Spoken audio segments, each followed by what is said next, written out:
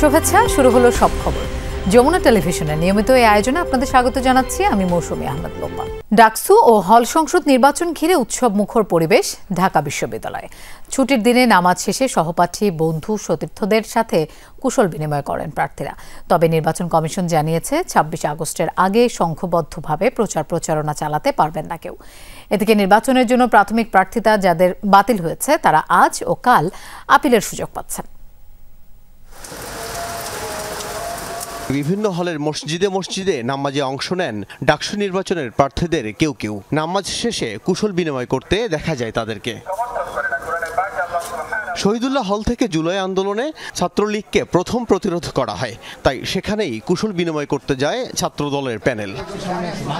এ সময় অভিযোগ করা হয় বিশ্ববিদ্যালয়ের নির্বাচনী পরিবেশ নষ্টের চেষ্টা চলছে।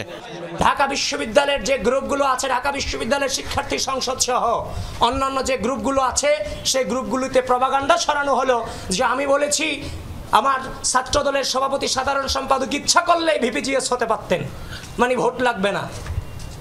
এই যে এই ধরনের যে উদ্দেশ্য প্রণোদিত প্রপাগান্ডা, এটা কিন্তু বিশ্ববিদ্যালয় পরিবেশের জন্য নিঃসন্দেহে নির্বাচনের জন্য হুমকি স্বরূপ। জুমার নামাজ শেষে বিজয় ৭১ হলে ছাত্র শিবিরের সমন্বিত শিক্ষার্থী জোট প্যানেলের প্রার্থীরাও কুশল বিনিময় করেন। খুব দ্রুত ইশতেহার ঘোষণার কথা জানান তারা। আমাদের গতকালকে ২১ হলে এবং জিয়া হলে বিভিন্ন হলে আমরা খাচ্ছি, খাবারের মানের অবস্থা খুবই ভয়াবহ। এখন একজন শিক্ষার্থী বিশ্ববিদ্যালয়ে আসার পরে এখানে তার যদি খাবার নিয়ে চিন্তা করতে হয়, তাহলে তো ভাই এখান থেকে তো আমাদের এই যে সুস্থ ধারার চিন্তা আমাদের বের হবে না। প্রতিনিয়ত একটা ক্রাইসিস, এক্সট্রিম ক্রাইসিস। তো সে জায়গায় এই খাদ্যের নিশ্চয়তা এবং এই জায়গায় ভর্তুকি দেওয়া, সে ভর্তুকি দেওয়ার জন্য পড়াশোনাকে বাধ্য করা, এই কাজগুলো আমরা ইনশাল্লাহ জিতে এসে আমরা এই কাজগুলো করব। ফজলুল হক মুসলিম হলেও কুশল বিনিময় করতে দেখা যায় বাংলাদেশ গণতান্ত্রিক ছাত্র আন্দোলনের প্যানেল, বৈষম্য বিরোধী শিক্ষার্থী সংসদের প্রার্থীদেরকেও। বিশ্ববিদ্যালয় চাই এমন একটি বিশ্ববিদ্যালয় যেটা গবেষণা বান্ধব বিশ্ববিদ্যালয় হবে। বিশেষ করে ঢাকা বিশ্ববিদ্যালয়কে আমরা একটা গবেষণা ভিত্তিক বিশ্ববিদ্যালয়ে রূপান্তর করতে চাই। এর জন্য কি দরকার? আসলে আপনার একটা সুন্দর আবাসন ব্যবস্থা দরকার, 1 স্টুডেন্ট 1 বেড দরকার। এর আগেই সকাল থেকে নওয়াব আলী চৌধুরী সিনেট ভবনে রিটার্নিং অফিসারের কার্যালয়ে প্রার্থীতা ফিরে পেতে আপিল করেন অনেকে। প্রশাসনের সাথে যোগাযোগ করি, দায়িত্বরতদের সাথে, তারা আমাদের জানায় যে আগামী 2 দিন আপনারা আপিল করতে পারবেন। আমার যে সমর্থক, সেই সমর্থকের ভোটার নংটা ভুল হয়েছে। কমিশন জানিয়েছে আগামী ২৪ আগস্ট এসব আপিলের নিষ্পত্তি করে প্রার্থিতা ফেরত পাবেন কিনা তা জানিয়ে দেওয়া হবে। এ সময় নির্বাচনী প্রচারণায় নিয়ম যেন কেউ ভঙ্গ না করে তা মনে করিয়ে দেন চিফ রিটার্নিং কর্মকর্তা। ২৬ তারিখ যখন চূড়ান্ত তালিকা প্রকাশ হবে, তারপর থেকে সবাই প্রচারণা চালাতে পারবে, এখানে কোনো সমস্যা নাই। কিন্তু আপাতত ২৬ তারিখ পর্যন্ত আমরা বলেছি এটা থেকে একটু বিরত থাকুক। আল আমিনা কহন, যমুনা নিউজ, ঢাকা। দর্শক, এই মুহূর্তে ঢাকা বিশ্ববিদ্যালয়ে যেতে চাই, সেখানে আছেন আমাদের সহকর্মী শাকিল হাসান। শাকিল, ডাকসু নির্বাচন ঘিরে ক্যাম্পাসের কি অবস্থা দেখছেন একটু জানতে চাই। ঢাকা বিশ্ববিদ্যালয় কেন্দ্রীয় ছাত্র সংসদ ডাকসু নির্বাচনের এরই মধ্যে সবগুলো প্যানেল, যে ছাত্র সংগঠনগুলো পাশাপাশি যারা স্বতন্ত্র হিসেবে নির্বাচন করছেন, এরই মধ্যে প্যানেলগুলো হয়ে গেছে। মোট 9টি প্যানেল হয়েছে। তার মধ্যে সব প্যানেলগুলো তাদের সবগুলো পদে, অর্থাৎ মোট 28টি পদে তাদের প্রার্থিতা ঘোষণা করেছে।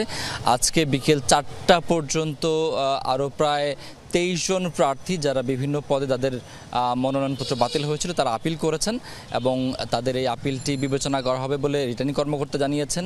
আর যেহেতু এখনও আনুষ্ঠানিক প্রচারণা শুরু হয়নি, তাই এরই মধ্যে নির্বাচন কমিশন যারা এই ডাকসু নির্বাচনের আয়োজন করছে তারা এর মধ্যে একটি বিজ্ঞপ্তি দিয়েছে, যারা ক্যাম্পাসে বিভিন্ন ধরনের বিলবোর্ড, ব্যানার টাঙিয়েছেন বা অন্যান্য প্রচারণার ক্ষেত্রে বিভিন্ন ব্যানার স্থাপন করেছেন, সেগুলো অপসারণ করার নির্দেশ দেওয়া হয়েছে। কারণ এখন পর্যন্ত প্রার্থীদের আনুষ্ঠানিক প্রচারণা শুরু হয়নি। প্রচারণা শুরু হওয়ার পর তারা সেগুলো ব্যবহার করতে পারবেন বা প্রচারণা করতে পারবেন। তবে এরই মধ্যে বেশ কয়েকটি প্যানেল কিন্তু নানা বিষয় সামনে এসছেন, যেমন আজকে স্বতন্ত্র ঐক্য উমামা ফাতেমার নেতৃত্বাধীন যে প্যানেলটি, সেই প্যানেলটি একটু আগেই সংবাদ সম্মেলন করেছে। সেই সংবাদ সম্মেলন থেকে তারা কিছু অভিযোগ করেছেন যে তাদের প্রার্থীদের, বিশেষ করে নারী প্রার্থীদের ক্ষেত্রে সাইবার বুলিং করা হচ্ছে। সেই সাইবার বুলিং ঠেকানোর জন্য নির্বাচন কমিশনকে তারা ব্যবস্থা নেওয়ার দাবি জানিয়ে জানিয়েছেন। তারা বলছেন যে নির্বাচনের প্রচারণা যখন ঘনিয়ে আসবে তখন নারী প্রার্থীদের বিশেষ করে আরও নানা ধরনের সাইবার বুলিংয়ের শিকার হওয়ার আশঙ্কা রয়েছে, সেটি ঠেকানোর জন্য কর্তৃপক্ষ যেন উপযুক্ত ব্যবস্থা নেয় সেই দাবি তারা জানিয়েছেন। পাশাপাশি এখন পর্যন্ত আপনি জানেন যে হলে নির্বাচন হচ্ছে না, নির্বাচন হচ্ছে অন্যান্য যে ভবনগুলো রয়েছে বিশ্ববিদ্যালয় সেখানে। তবে ছাত্রদের কয়েকটি হল যেমন সূর্য সেন হল সহ মুক্তিযোদ্ধা জিয়াউর রহমান হল বা বঙ্গবন্ধু শেখ মুজিবুর রহমান হল সহ অন্যান্য হলের যে কেন্দ্র ঘোষণা করা হয়েছে উদয়ন স্কুল, সেই উদয়ন স্কুলের পরিবর্তে তারা আরেকটি কেন্দ্রের কথা বলেছেন। পাশাপাশি নারীদের দুইটি হল যেটি ক্যাম্পাসের বাইরে, সেটি হচ্ছে বঙ্গমাতা হল এবং কুয়েত মিত্রি হল, এই দুইটি হলের শিক্ষার্থীদের জন্য অন্য একটি কেন্দ্র ভোট কেন্দ্র করার দাবি তারা জানিয়েছেন। আর পাশাপাশি আজকে বিভিন্ন প্যানেলের প্রার্থীরা কিন্তু অনানুষ্ঠানিকভাবে শিক্ষার্থীদের সঙ্গে তারা হাই হ্যালো করেছেন, কথাবার্তা বলেছেন। তারা ভোটার যারা শিক্ষার্থী বিশ্ববিদ্যালয়ে তাদের মনোভাব বোঝার চেষ্টা করছেন।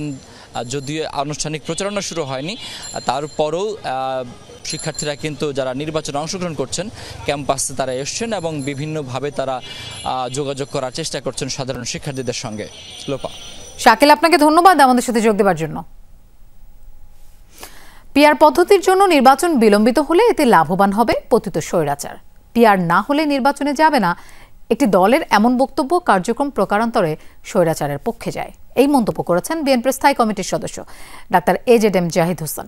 সকালে প্রেস ক্লাবে গণতন্ত্র মানবাধিকার নিশ্চিতে দরকার নির্বাচন শীর্ষক আলোচনায় এই মন্তব্য করেন তিনি। বলেন, জনগণের মতামত বাদ দিয়ে নির্বাচন নয়, তাদের সাথে নিয়েই নির্বাচিত সরকার সিদ্ধান্ত নেবে ভবিষ্যতে কিভাবে নির্বাচন হবে। সংবিধানের অপব্যবহারে স্বৈরাচার জন্ম নেয়। ইসিকে দ্রুত নির্বাচনী রোডম্যাপ ঘোষণার আহ্বান জানান তিনি।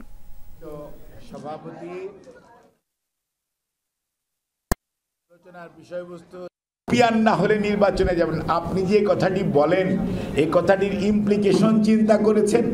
আজকে যদি নির্বাচন প্রলম্বিত হয়, নির্বাচন যদি বিলম্বিত হয়, নির্বাচন যদি যথাসময়ে না হয়, তাহলে লাভ কাদের? আপনাদের কর্মসূচির কারণে যদি আজকে কোনো কারণে এই দেশের নির্বাচন হবে কি হবে না এটি নিয়ে মানুষের মধ্যে এক ধরনের আশঙ্কা জমে, তাহলে লাভবান হবে পলায়নকৃত স্বৈরাচার। প্রকারান্তরে স্বৈরাচারের পক্ষে কাজ করছেন কিনা সেইটি কি বিবেচনা করেছেন?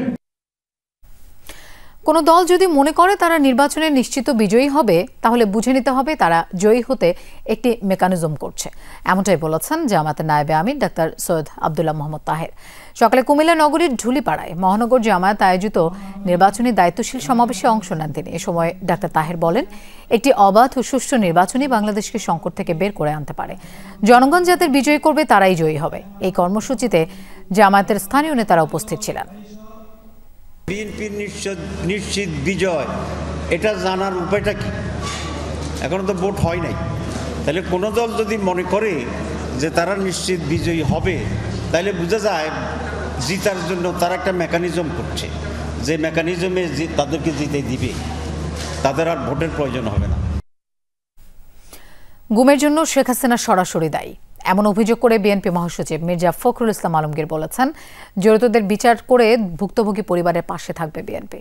অন্তর্বর্তী সরকার গুম খুনের শিকার স্বজনদের কান্না বন্ধে ব্যর্থ হয়েছে বলে মন্তব্য করেন তিনি। রাজধানীর মানিক মিয়া এভিনিউতে মায়ের ডাকের অনুষ্ঠানে কথা বলেন বিএনপি মহাসচিব। কেউ বাবার, কেউ ভাইয়ের, কেউ বা সন্তানের অপেক্ষায় অজানার অন্ধকারে হারিয়ে যাওয়া প্রিয়জনদের খোঁজ মেলেনি আজও। বছরের পর বছর কাটছে দুঃস্বপ্নের মতো দিন। ৩০ আগস্ট আন্তর্জাতিক গুম প্রতিরোধ দিবস উপলক্ষে গুম হওয়া স্বজনদের স্মরণে রাজধানীর মানিক মিয়া এভিনিউতে মানববন্ধন ও প্রদর্শনীর আয়োজন করে মায়ের ডাক। স্বজনরা বলছেন, প্রতীক্ষার প্রহর আর সহ্য করা যাচ্ছে না। প্রিয়জনেরা ফিরে না আসলেও অন্তত বিচার ও সত্য উদ্ঘাটনের দাবি যেন পূরণ হয়। মা আর কতদিন বাঁচতে থাকবেন, দলের কাছে এতটুকুই আমার অনুরোধ। ভুক্তভোগীদের অভিযোগ, সরকারের ব্যর্থতা আর অনীহার কারণেই ন্যায় বিচার মিলছে না। নিখোঁজদের খুঁজে বের করা আর দায়ীদের শাস্তি নিশ্চিত করার দাবি জানান তারা। যারা আমার বাবাদেরকে খুন করেছে তাদের কোনো একটা বিচারের আওতায় আমরা দেখতে চাই। যারা এটার সাথে জড়িত তাদেরকে আমরা একটা বিচারের আওতায় এনে আমরা তাদের একটা মোকাবেলা করতে চাই। শুধুমাত্র ভিন্ন দল ভিন্ন মত পোষণ করার কারণে তাদেরকে তুলে নিয়ে টর্চার করা হয়েছে।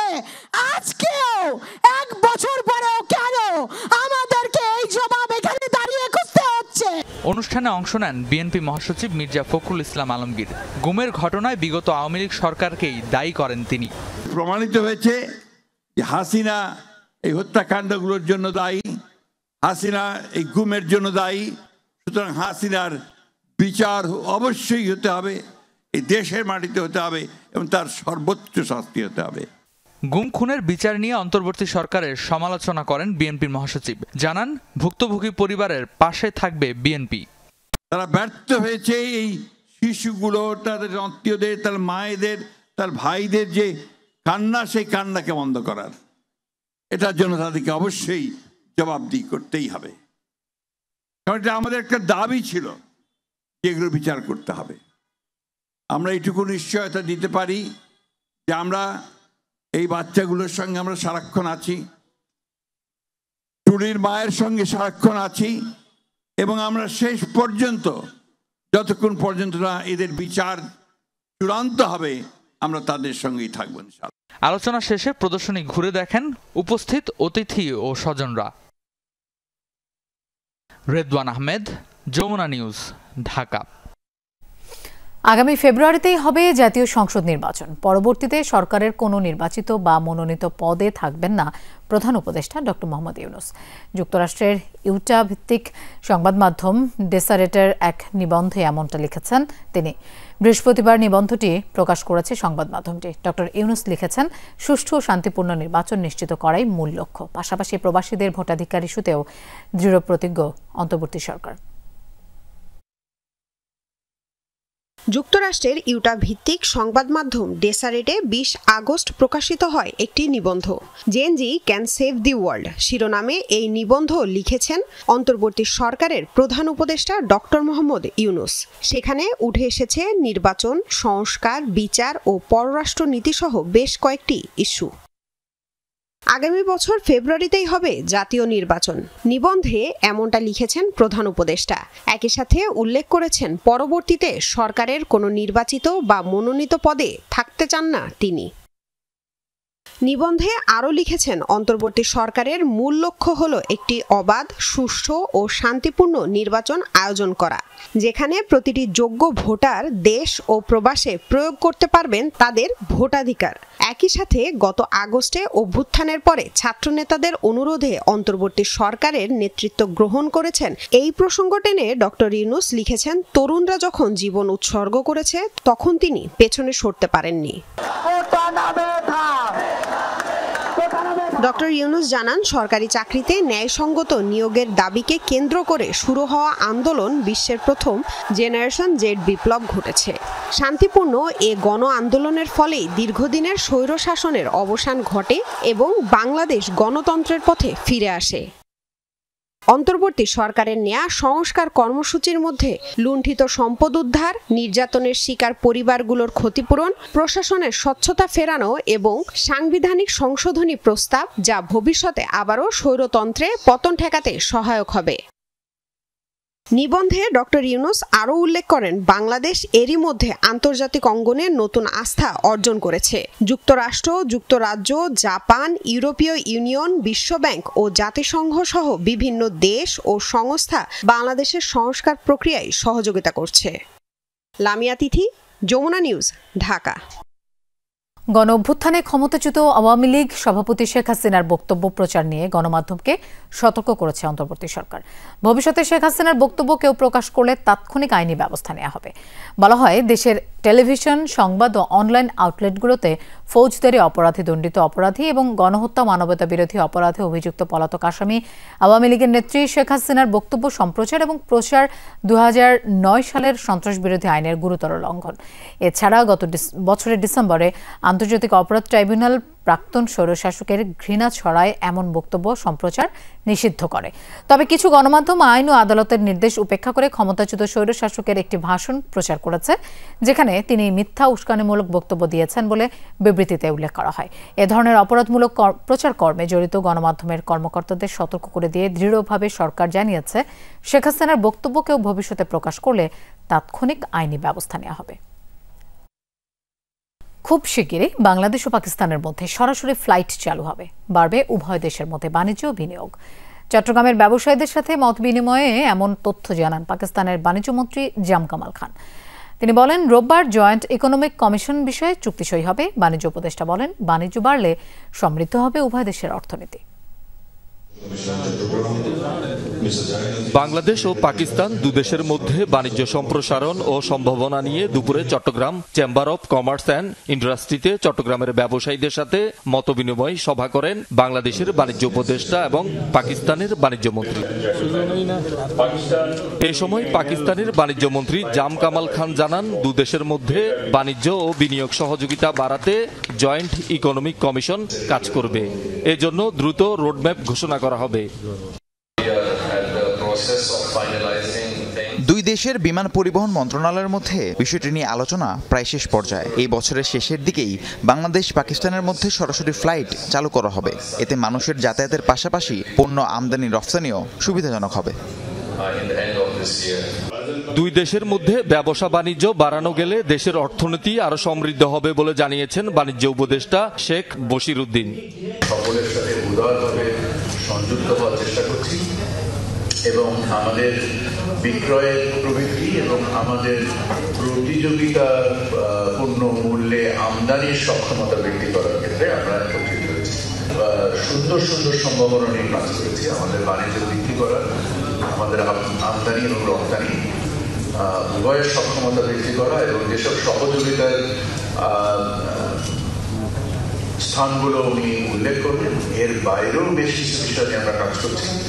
সভায় দুদেশের বিনিয়োগ সম্ভাবনা ও চ্যালেঞ্জ তুলে ধরেন ব্যবসায়ী নেতারা।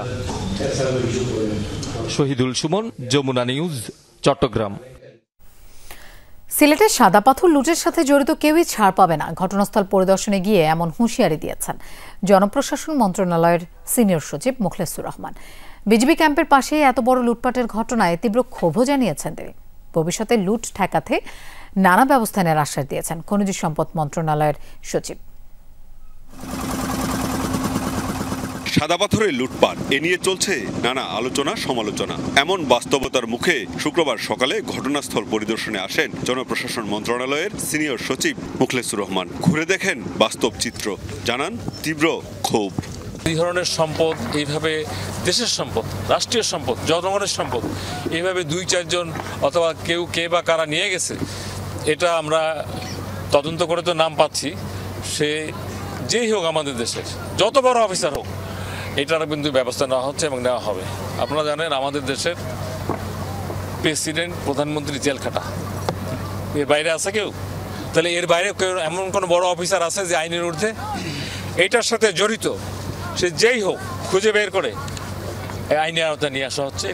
বিজিবি ক্যাম্পের পাশ থেকে এভাবে পাথর লুটের ঘটনায় ক্ষোভ জানান সিনিয়র সচিব। তিনি বলেন, জড়িতরা চিহ্নিত, ভবিষ্যতে পাথর লুট ঠেকাতে সরকার ব্যবস্থা নিচ্ছে। বিজিবি এত কাছে একটা ক্যাম্প আমি দেখতে পাচ্ছি, সুন্দর একটা এখানে বানানো আছে, তাদের সামনে এত বড় একটা ঘটনা ঘটলো এবং একদিনে না কয়েকদিনে এটাকে তো আমরা পেপার পত্রিকায় দেখছি যে লুট হয়েছে। তো আমার মনে হয়, আমি আজকে এসে দেখে যেটা মনে হচ্ছে, ইটস মোর দ্যান লুট, এটা হরি লুট। সাথে ছিলেন খনিজ সম্পদ মন্ত্রণালয়ের সচিব সাইফুল ইসলাম। পাথর লুট ঠেকাতে তিনিও দিলেন নানা আশ্বাস। আগে হয়তো 5% হতো, এখন 90% হয়ে গেছে।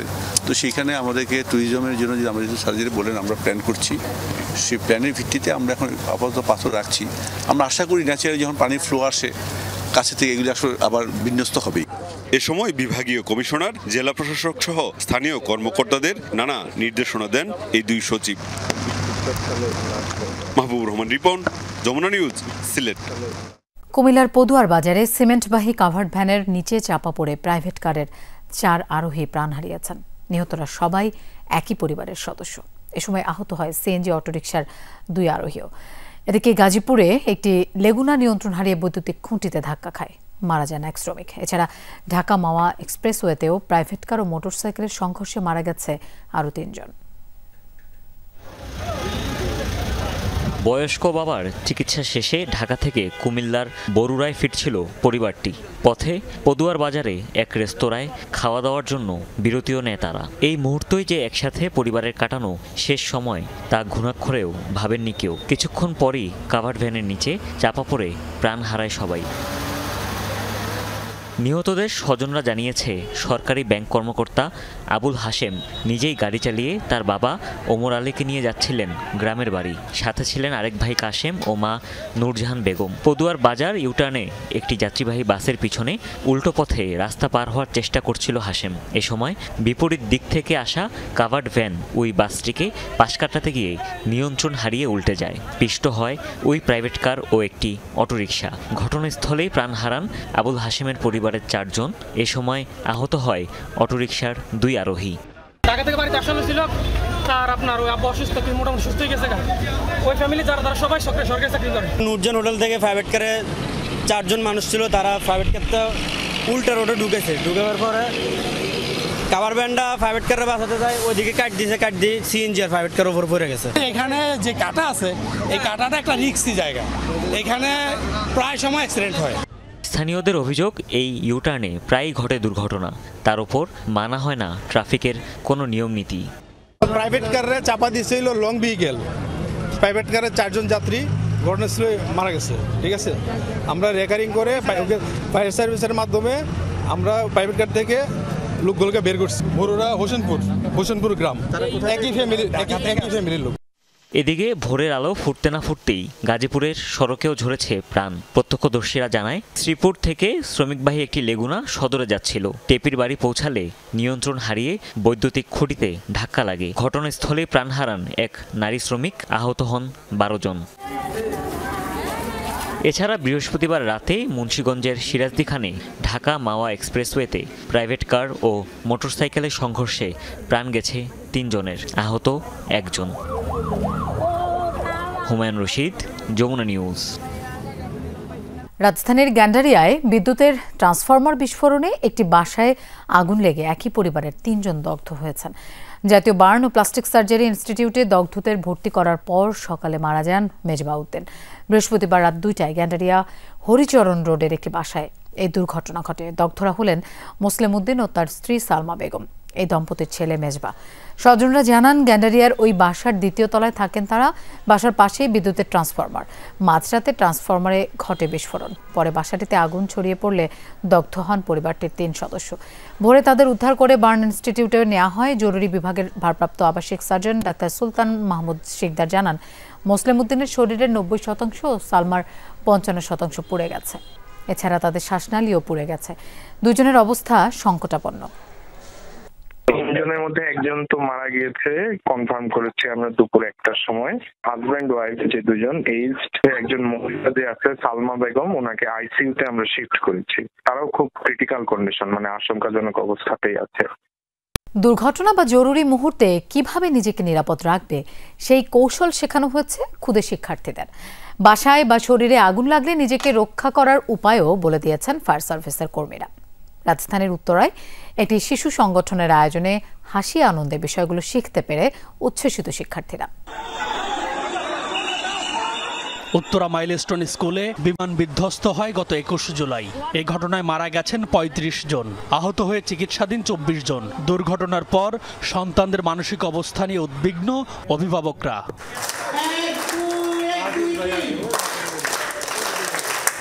অভিভাবকদের দুশ্চিন্তা দূর করা এবং বিপদের সময় শিশুরা কি করতে পারে তা নিয়ে ব্যতিক্রম আয়োজন করেছে ফুলকুড়ি আসর ঢাকা মহানগরী শতদল শাখা। উত্তরা 12 নম্বর সেক্টর পার্কে আয়োজন করা হয় first aid civil defence training camp. বাচ্চাদের গায়ে আগুন লাগলে তারা কিভাবে আগুনটা নির্বাপন করবে, তাদেরকে এটাও শিখাইছি যে শ্বাসনালীটা সেই পাওয়ার জন্য এভাবে মুখে এই হাত দিয়া তারা গড়াগড়ি করবে। বাসা বাড়িতে আগুন লাগলে নেভানোর প্রশিক্ষণ ও রাস্তা পারাপারের নিয়ম শেখানো হয় তাদের। কেউ আহত বা অসুস্থ হলে প্রাথমিক চিকিৎসা দেওয়ার নিয়ম হাতে কলমে শেখানো হয় শিক্ষার্থীদের। আগুন নিবানো শিখেছি, আমি রাস্তা পার হওয়া শিখেছি। সেফ ডিফেন্স শিখছি, কিভাবে প্রাথমিক চিকিৎসা করতে হয়, ইনস্ট্যান্ট যখন ব্যথা পাবো, যদি হাত কাটে বা পায়ে ব্যথা পাই কিভাবে ফার্স্ট এড দিব। রাস্তা পারাপারে আমরা অনেক সতর্ক থাকবো। আমি আজকে শিখেছি কেমনে ফার্স্ট এড করতে হয়। অনেকদিন ধরে করি, ফুল করি, মজা লাগে, তার জন্য প্রত্যেকবার আসি, কিছু নতুন কিছু শেখাও হয়। সন্তানদের মাদক থেকে দূরে রাখতে অভিভাবকদের সচেতন হওয়ার পরামর্শ দেন অতিথিরা। তারা বলেন, পরিচর্যার অভাবে হারিয়ে যায় অনেক মেধাবী। তোমরা বাবা মার কথা শুনবে, নৈতিকতার জিনিসগুলো যেগুলো তোমাদেরকে শেখানো হয় সেটা তোমরা মনে ধারণ করবে। যে জিনিসটা তুমি নৈতিকতার জিনিসটা মনে ধারণ করবে সেটা অবশ্যই তুমি পালন করার চেষ্টা করবে। তো তোমরা যাই হতে চাও, জীবনে যাই অ্যাচিভ করতে চাও, যে গোল তোমরা অ্যাচিভ করতে চাও সেটাই পারবে, কিন্তু স্বপ্ন দেখতে হবে, সেভাবে তোমাদের কাজ করতে হবে। অতিথিরা বলেন, সন্তান মানুষ হলে অভিভাবকের স্বপ্ন সার্থক হয়, ফলে তাদের সাথে বন্ধুর মতো আচরণ করতে হবে। এমি আজিজ, যমুনা নিউজ, ঢাকা। ঢাকায় আর্মড ফোর্সেস মেডিকেল কলেজের উদ্যোগে অনুষ্ঠিত হলো second national medical carnival cultural art and photography fest 2025। প্রায় 35টির বেশি মেডিকেল কলেজের 4 শতাধিক শিক্ষার্থীর অংশগ্রহণে এই আয়োজনে ছিল কুইজ, বিতর্ক, কবিতা, পোস্টার, ফটোগ্রাফি ও আর্ট এক্সিবিশন সহ নানা প্রতিযোগিতা। Commandant major general Mohammad Masudul Alam মজুমদারের সার্বিক সহযোগিতায় তারুণ্যের জয়ধ্বনি 2025 প্রতিপাদ্যে সফলভাবে শেষ হয় এবারের আয়োজন। গ্রহণযোগ্য শর্তে গাজায় যুদ্ধ বন্ধ ও জিম্মিদের মুক্তির বিষয়ে আলোচনা শুরুর নির্দেশ দিয়েছেন ইসরায়েলি প্রধানমন্ত্রী বেনিয়ামিন নেতানিয়াহু। বৃহস্পতিবার গাজায় যুদ্ধরত সেনাদের সাথে সাক্ষাৎকালে এমন মন্তব্য করেন তিনি। ইসরায়েলি বিভিন্ন গণমাধ্যম বলছে, আলোচনা নতুন স্থান নির্ধারণ হলে সেখানে প্রতিনিধি পাঠাবে তেল আবিব। এদিকে ইসরায়েলের সামরিক বাহিনীর এক গোপন ডাটাবেজ থেকে জানা গেছে, গাজায় নিহতদের মধ্যে 83% বেসামরিক। আন্তর্জাতিক সমালোচনা উপেক্ষা করে গাজা সিটি দখলের নামে চলছে ইসরায়েলি বর্বরতা। প্রায় 2 বছরের যুদ্ধে এমনিতেই চরম বিপর্যস্ত ফিলিস্তিনিরা, তার উপর উপত্যকার অন্যতম জনবহুল এলাকায় নতুন করে হামলার জেরে আরও শোচনীয় পরিস্থিতির শঙ্কা জাতিসংঘের। এমন বর্বর আচরণে যখন বাড়ছে বিশ্বজুড়ে ক্ষোভ, তখন গ্রহণযোগ্য শর্তে যুদ্ধবিরতি ও জিম্মি মুক্তির আলোচনা শুরুর নির্দেশ দেওয়ার দাবি করেছেন ইসরায়েলি প্রধানমন্ত্রী বেনিয়ামিন নেতানিয়াহু। যদিও এখনও গাজা সিটি দখলে অনড় অবস্থানের কথাও জানিয়েছেন তিনি। গাজা সিটি দখল এবং হামাসকে পরাজিত করার মতো গুরুত্বপূর্ণ লক্ষ্যে রিজার্ভ এবং নিয়মিত সেনাদের প্রতি কৃতজ্ঞ। একই সাথে বাদবাকি জিম্মির মুক্তি এবং গ্রহণযোগ্য শর্তে গাজায় যুদ্ধের শেষ করতে অবিলম্বে আলোচনা শুরুর নির্দেশ দিয়েছি। যুদ্ধবিরতির আলোচনা শুরুর নির্দেশ দিলেও এখন পর্যন্ত মিশর কিংবা কাতারে কোনো প্রতিনিধি পাঠায়নি দেশটি। ইসরায়েলের বিভিন্ন গণমাধ্যম অবশ্য দাবি করেছে, আলোচনার নতুন স্থান নির্ধারিত হলে সেখানে প্রতিনিধি পাঠাবেন নেতানিয়াহু। এদিকে ইসরায়েলি হামলায় নিহত ফিলিস্তিনিদের সংখ্যা নিয়ে দেশটির সেনাবাহিনীর সংবেদনশীল ডাটাবেজে মিলেছে চাঞ্চল্যকর তথ্য। দ্য গার্ডিয়ান ও ইসরায়েলি ফিলিস্তিনি প্রকাশনা সংস্থা +972 ম্যাগাজিনের এক যৌথ তদন্ত প্রতিবেদন বলছে, গত মে মাস পর্যন্ত তেল আবিবের গোয়েন্দারা ৮৯০০ নিহত ফিলিস্তিনি যোদ্ধার নাম তালিকাভুক্ত করেছে। সে সময় মোট নিহত হয়েছিল ৫৩,০০০ ফিলিস্তিনি। অর্থাৎ ইসরায়েলের হামলায় যাদের প্রাণ গেছে তাদের মধ্যে ৮৩% বা 6 জনের 5 জনই বেসামরিক। বিশ্লেষকরা বলছেন, যা গণহত্যার স্পষ্ট প্রমাণ। মোস্তফা মাহমুদ, যমুনা নিউজ। প্রথমবারের মতো গাজা সিটি এবং এর আশপাশের অঞ্চলগুলোয় দুর্ভিক্ষ ঘোষণা করেছে জাতিসংঘ। উপত্যকার বর্তমান পরিস্থিতি দুর্ভিক্ষের 5ম পর্যায়ে পৌঁছেছে বলে জানিয়েছে integrated food security phase classification IPC। সর্বোচ্চ এই ধাপে চরম ক্ষুধায় মারা যেতে পারে বহু মানুষ। আগামী সেপ্টেম্বরের শেষ নাগাদ চরম আকারে দুর্ভিক্ষ ছড়িয়ে পড়তে পারে খান ইউনিস এবং দেইর আল বালাহ সহ আরও বেশ কিছু এলাকায়। এতে গাজা জুড়ে 5 লাখেরও বেশি মানুষ দুর্ভিক্ষের কবলে পড়বে বলে জানায় আন্তর্জাতিক সংস্থাটি। এছাড়া আরও প্রায় 10,70,000 অর্থাৎ উপত্যকার 54% মানুষ ফেজ 4 বা জরুরি অবস্থায় রয়েছে, আর 3,96,000 মানুষ রয়েছে ফেজ 3-তে। জাতিসংঘের এই প্রতিবেদনে বলা হয়েছে, চরম অপুষ্টির শিকার গাজায় প্রায় 1.5 লাখ শিশু। এদিকে জাতিসংঘের এই রিপোর্ট প্রত্যাখ্যান করেছে ইসরায়েল। 2-1 দিনের মধ্যে এশিয়া কাপের স্কোয়াড ঘোষণা করবে বিসিবি। দল ঘোষণায় বড় কোনো চ্যালেঞ্জ নেই নির্বাচকদের। মূলত 2টি পজিশনের জন্যই হতে পারে কঠিন লড়াই। গাজী আশরাফ হোসেন লিপুর নির্বাচক প্যানেলের আনুষ্ঠানিক দল ঘোষণার আগে চলুন জানার চেষ্টা করি কেমন হতে পারে সম্ভাব্য স্কোয়াড। এশিয়া কাপে বাংলাদেশের স্কোয়াড কেমন হতে পারে সেটা বোঝার জন্য একাদশের পজিশন ধরে আলোচনা করা যাক। সেক্ষেত্রে দল সম্বন্ধে স্পষ্ট ধারণা মিলবে। এই মুহূর্তে টি-20তে দলের ওপেনিংয়ে অটো চয়েস যুব বিশ্বকাপ জয়ী দুই ব্যাটার তানজিদ তামিম ও পারভেজ ইমন। তাদের জায়গা পাকা। ব্যাকআপ ওপেনারের জায়গাটা হারাচ্ছেন নাইম শেখ, বলাই যায় বিকল্প হিসেবে আবারও বিবেচিত হতে পারেন সৌম্য সরকার। টাইগার একাদশের ৩ নম্বরে লিটন দাস, ৪-এ তাওহিদ হৃদয় আর ৫ নম্বরে জাকির আলী অনেকের জায়গা নিশ্চিত।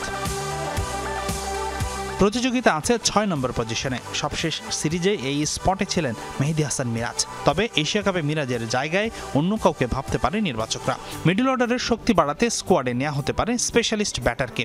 দৌড়ে এগিয়ে নুরুল হাসান সোহান। অস্ট্রেলিয়া এ দলের টি-20 সিরিজে অধিনায়ক সোহানকে রাখা হয়নি ৪ দিনের ম্যাচে, কারণ সেই স্লটেই হবে এশিয়া কাপ। গেল কয়েক টুর্নামেন্ট ধরে দারুণ পারফর্ম করা সোহান যোগ্য দাবিদারও বটে। ৭ নম্বর জায়গাটা পাকা শামীম হোসেন পাটোয়ারির। লোয়ার অর্ডারে তার ব্যাটিং আর পার্ট টাইম স্পিন বেশ কার্যকারী। ৮ নম্বর পজিশনটা স্পেশালিস্ট স্পিনারদের, সেজন্য স্কোয়াডে থাকবেন ৩ জন। শেখ মেহেদী হাসান ও রিশাদ হোসেনের জায়গাটা নিশ্চিত। তবে দুই বাঁহাতি তানভীর ইসলাম ও নাসুম আহমেদের মধ্যে হবে প্রতিযোগিতা, জায়গা পাবেন যে কোনো একজন। ১৫ সদস্যের দলের সবশেষ ৪ জন থাকবেন পেস বোলার। ফিট থাকলে মোস্তাফিজ ও তাসকিন অটো চয়েস। বাকি ২ পজিশনের বিবেচনায় থাকতে পারেন ৪ জন: শরীফুল ইসলাম, তানজিম সাকিব, নাহিদ রানা ও মোহাম্মদ সাইফুদ্দিন। তবে সবশেষ ২ সিরিজে রানাকে দলে রাখেনি নির্বাচকরা। সেই বিবেচনায় বলাই যায় লড়াইটা হতে পারে ত্রিমুখী। হাসানুর রহমান, যমুনা স্পোর্টস, ঢাকা। দক্ষিণ আফ্রিকা, নামিবিয়া ও জিম্বাবুয়েতে অনুষ্ঠিত হতে যাওয়া ২০২৭ ক্রিকেট বিশ্বকাপে মাঠে গড়াবে ৫৪টি ম্যাচ। এর মধ্যে ৪৪টি ম্যাচই হবে দক্ষিণ আফ্রিকার মাটিতে। জোহানেসবার্গ, কেপটাউন, পার্ল সহ মোট ৮ ভেন্যুতে অনুষ্ঠিত হবে ম্যাচ। আর বাকি থাকা ১০ ম্যাচ হবে নামিবিয়া ও জিম্বাবুয়েতে। তবে এখনও চূড়ান্ত হয়নি সূচি। টুর্নামেন্টের আগে বিশ্বকাপের ফিচার ঘোষণা করবে আইসিসি। ২০০৯ সালে চ্যাম্পিয়ন্স ট্রফির মাধ্যমে সবশেষ আইসিসির কোনো ইভেন্ট আয়োজন করেছিল দক্ষিণ আফ্রিকা। ১৮ বছর পর ওয়ানডে বিশ্বকাপ দিয়ে আবারও আইসিসির বড় কোনো টুর্নামেন্ট আয়োজন করতে যাচ্ছে দেশটি।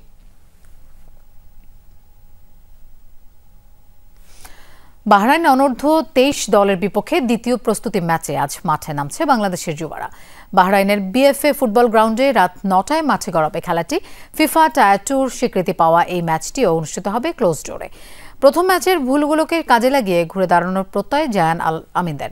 বাড়তি অনুপ্রেরণা হিসেবে দলে কাজ করবে ইনজুরি কাটিয়ে শেখ মুরসালিনের ফেরা। দ্বিতীয় প্রস্তুতি ম্যাচের আগে শেষ প্রস্তুতিতে বড় অংশ জুড়ে ছিল সেট পিস নিয়ে কাজ করা। We are working very hard. The game didn't go the way we wanted last time, but inshallah next খেলাটা আরো ভালো হবে। আমরা একটা ভালো রেজাল্ট এন্ড করতে চাই ভিয়েতনামের আগে। শেখ মুরসালিন একটু সমস্যা ছিল, ইনজুরি ছিল, ও ব্যাক করছে। তো এটার জন্য আমাদের জন্য একটা প্লাস পয়েন্ট, যেহেতু ভিয়েতনামে আমাদের একটা টুর্নামেন্ট আছে। তো এখান থেকে আমরা একদম প্রস্তুত হয়ে বাংলাদেশে যাব। দর্শক, এই ছিল আজকে সব খবরের আয়োজনে। এতক্ষণ সাথে থাকার জন্য ধন্যবাদ সবাইকে।